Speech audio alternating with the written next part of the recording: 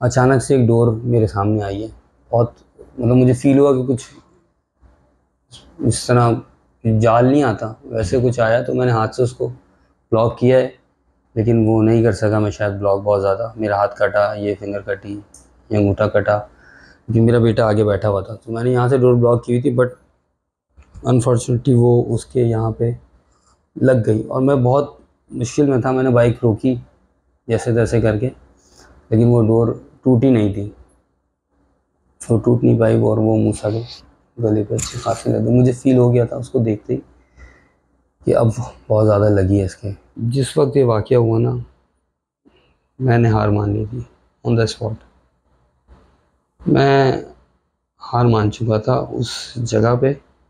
जब मैंने ये सब करने के बाद नीचे देखा ना, उसका जो सफ़ेद शलवार कमीज़ मेरा बेटा पहना हुआ था, जुम्मे का दिन था, टोटली वो लाल था।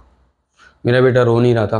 मेरे बेटे ने मुझे यूं करके ऊपर देखा और उसकी आंखों में एक उम्मीद मुझे थी कि यार ये मुझे देख रहा है, ना रो रहा है ना चीख रहा है। ये कह रहा है कि यार टाइम वेस्ट नहीं करें बाबा, हमें चलना चाहिए। मैंने फिर मुश्किल से हार्डली 30-40 सेकंड लोगों से वहाँ मदद मांगी थी, इससे ज़्यादा मैं नहीं मांगी। मैंने अपनी बाइक ही स्टार्ट की दोबारा। छोटे भाई को कहा कि यार आके इसको पकड़ के बैठो और छोड़ दो सबको।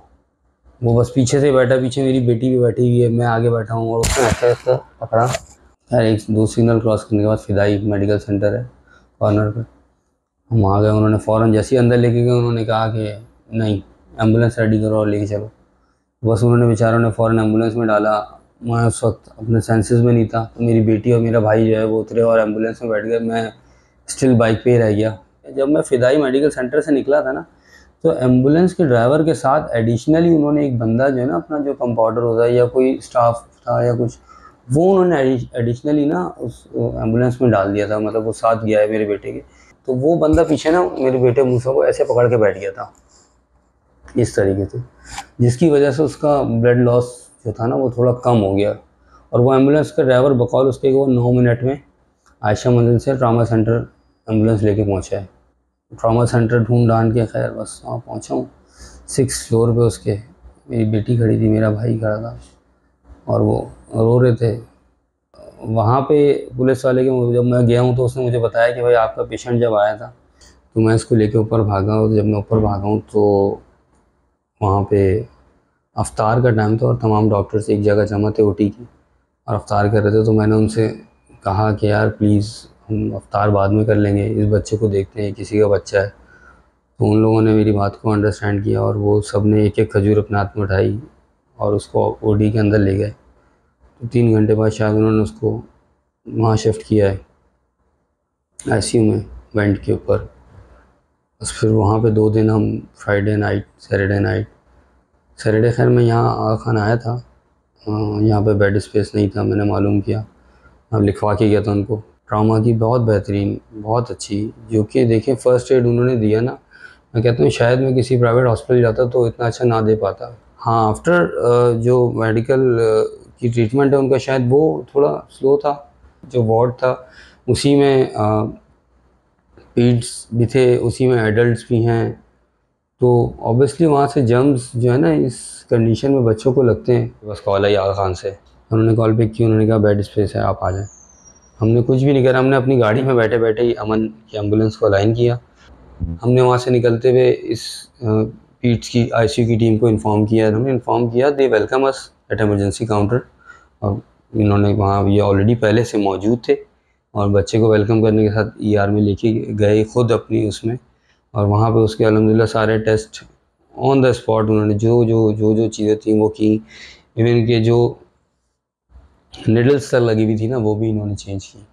तो एक पॉजिटिव चीज़ है, ज़ाहिर है मुझे भी पॉजिटिव वाइब्स आ रही थी, बैठ के देख रहा था कि यार अब कुछ चेंजिंग आ रही है। क्योंकि एक हाथ उसका इतना सूजा हुआ था, दूसरा हाथ अलग सूजा हुआ था, क्योंकि वो जो जुम्मे को लगी थी वो इतवार तक वैसे की वैसी थी। और वो बहुत हाई डोज जो दवाइयाँ होती हैं ना वो भी डायरेक्टली यहीं से। तो वो मेरा बच्चा 2 साल का, उसके बहुत अभी भी ज़ख्म है हाथ पे अच्छे खासे। फिर इसी तरह 2-3 दिन ये गुजरे मेरे, फ्राइडे संडे से लेके आज फ्राइडे आ गया है।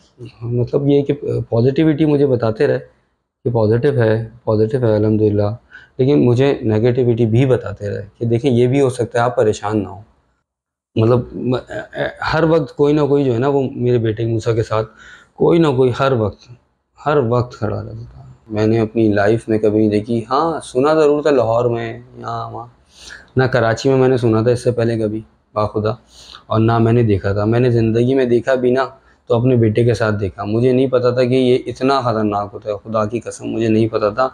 कि मुझे लगता था ठीक है आती होगी मांझे से, रोज लोगों के गले कटते, गले से कटने से मुराद कट आ जाता है, लग जाती है हल्की। लेकिन जो मैंने देखा ना, ये मतलब इस तरह की डोर होती है कि अगर ऐसे बच्चा अकेला बैठा हो ना तो ये गर्दन यूँ काटती हुई गायब होती हुई चली है। क्योंकि जब वो ऐसे उड़ती हुई आती है तो वो अपनी बहुत स्पीड में होती है, वो बहुत ही स्पीड में थी। जो मैंने रोकी हाथ से, अब आप ये अंदाज़ा लगाएं कि अगर मैं एक चीज़ को रोकूंगा, एक डोर है तो रुक जाएगी। उसने इतना मेरा गहरा कट लगा है तो, और मेरे बेटे की पूरी गर्दन, तो वो कितनी स्पीड में होगी। बस मैं रिक्वेस्ट करूँगा जो लोग पतंग उड़ाते हैं या जिनको ये शौक़ है यार, खुदा के लिए नहीं खेलें, ये मौत का खेल है यार। आप लोग अब देखें, वो जिसने भी वो पतंग उड़ाई, वो चाहे जिसकी डोर थी वो तो चला गया, वो अफ्तारी कर चुका होगा, वो बाहर घूम रहा होगा, वो सो गया होगा यार। और मुझे आज 8 दिन हो गए यार उस डोर के साथ खेलते हुए। मैं आज भी यहाँ बैठा हूँ, अपने बच्चे को मौत के मुंह में लेके बैठा हूँ कि यार अब मुझे डॉक्टर कहता है अब सही हो गया, अब ये हो गया, अब ये सही हो गया, लेकिन अब ये हो रहा है, इसके लिए आप परेशान हो। अरे भाई मैं क्या करूँ।